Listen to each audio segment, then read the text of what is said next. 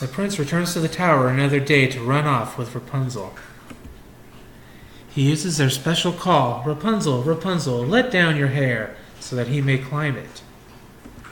Rapunzel's glorious hair tumbles down to the prince. He begins his climb, but unbeknownst to him, he finds Dame Gothel waiting for him instead, using Rapunzel's severed hair to lure him. Jealous and bitter, Dame Gothel swears that Rapunzel and he will never be together.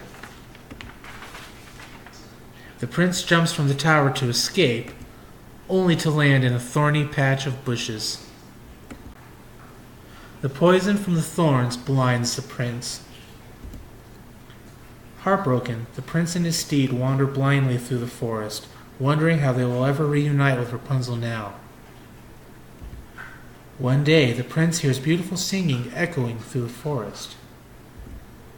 The singing, it turns out, was coming from Rapunzel, who had since found a safe place to live and had given birth to her and the prince's twins.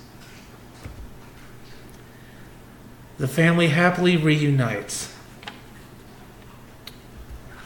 Rapunzel and the prince hold each other.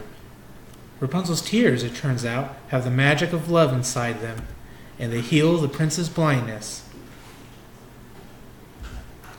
And so the family travels back to the prince's kingdom, and they all live happily ever after.